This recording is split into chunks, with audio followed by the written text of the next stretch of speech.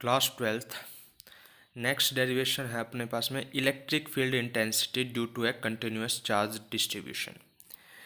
इससे पहले हम electric field intensity due to a group of charge पढ़ चुके हैं, इलेक्ट्रिक फील्ड इंटेंसिटी के बारे में पढ़ चुके हैं।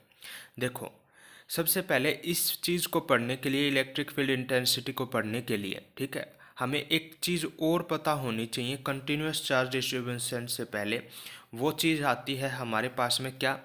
Linear charge density. ठीक है, लीनियर चार्ज डेंसिटी क्या होता है? Charge per unit length. मान लो मेरे पास में कोई एक ये लेंथ है, ठीक है, और इसके ऊपर कितने, इस तरीके से मान लो ऐसे कुछ चार्जेस हैं, ठीक है, इस तरीके से चार्ज है, और इसकी लेंथ मान ली मैंने L। तो जो मेरे पास में डेंसिटी होगी, लीनियर चार्ज डेंसिटी होगी, उसको डिनोट करता हूँ मैं किससे? लैम्डा से।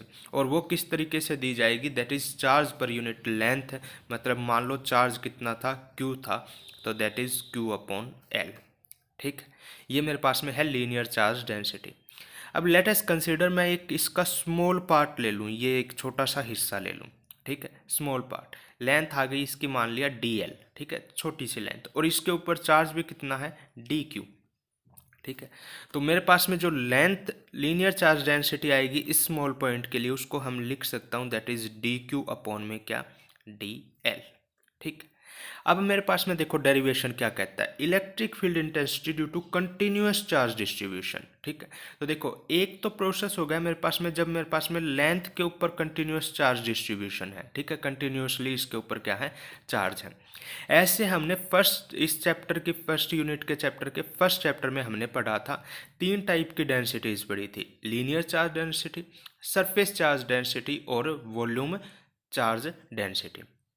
ठीक है, तो देखो सबसे पहले है हमारे पास में लीनियर चार्ज डेंसिटी। मान लो मेरे पास में एक पॉइंट है कहीं पे, यहाँ पे P पॉइंट, ठीक है, और इसके ऊपर एक चार्ज है जिसको नाम दे दिया मैंने Q0। अब इस लेंथ की वजह से, ठीक है, इसके ऊपर कुछ ना कुछ मेरे पास में फोर्स एग्जर्ट होगा कि नहीं होगा, और उसकी स्ट्रेंथ क्या कहलाती है? हमेशा इलेक्ट्रिक फील्ड इंटेंसिटी। तो लेट अस अज्यूम यहाँ से यहाँ तक के लिए मेरे पास में कुछ ना कुछ फोर्स होगा, इस पॉइंट की वजह से, इस पॉइंट की वजह से भी होगा, इस पॉइंट की वजह से भी होगा। इनको सभी को नाम दे दूँ RI1, ठीक है, आर, इसको R1 दे दूँ, इसको R2 दे दूँ, इसको R3 दे दूँ, ठीक है, या I1 दे दूँ, I2 दे दूँ, I3 दे दूँ, कहाँ तक? डैश डैश डैश RIN तक। ठीक, यहाँ तक मेरे पास में नाम है। ठीक, अब मुझे अगर इसके ऊपर इलेक्ट्रिक फील्ड इंटेंसिटी निकालनी है, तो क्या होता है electric field intensity? Force per unit, ठीक है, फोर्स पर यूनिट चार्ज, यही तो होता है। अब देखो फोर्स का फॉर्मूला अपने पास में क्या होता है? दैट इज क्या? Q1 Q2, ठीक है, Q1 Q2। तो एक तो Q आ गया मेरे पास में ये, ठीक है, दूसरा जो मुझे अगर अगर यहाँ पे चार्ज निकालना होगा तो इसको इस इक्वेशन से, मान लो ये इक्वेशन मेरे पास में फर्स्ट है, इस इक्वेशन से मैं चार्ज निकाल सकता हूँ कि नहीं निकाल सकता हूँ? देखो DQ, इसको इस साइड ले जाऊँगा तो मल्टीप्लाई आ जाएगा कि नहीं आ जाएगा? ठीक है, दैट इज DQ की वैल्यू क्या आ जाएगी मेरे पास में? लैम्डा इंटू DL आ गई। ठीक है, ये इक्वेशन।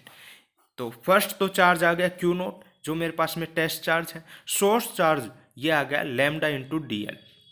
ठीक है, और कितने सारे आएंगे? ऐसे बहुत सारे, ठीक है, जिसकी पोजीशन अलग अलग होगी। एक पोजीशन मान लिया मैंने इसकी, दैट इज RI, जो वेरी करेगी कहाँ से कहाँ तक मेरे पास में, इस पूरी लेंथ के लिए। ठीक है, तो मैंने इंटीग्रेट कर दिया इसके लिए, कहाँ से? इस पूरी लेंथ के लिए। ठीक है, लेंथ के लिए मैं फोर्स निकाल लूँ, that is lambda RI DL। ये कहाँ से आया मेरे पास में? इससे चार्ज की वैल्यू है। ठीक है, अपोन में जैसे हम हमेशा करते हैं R0 माइनस RI, ठीक है, इसका क्या आ जाएगा मेरे पास में? होल क्यूब आ जाएगा जब R0 माइनस RI की कैप को सोल्व करूंगा। ठीक, तो ये आ गई मेरे पास में क्या कंडीशन?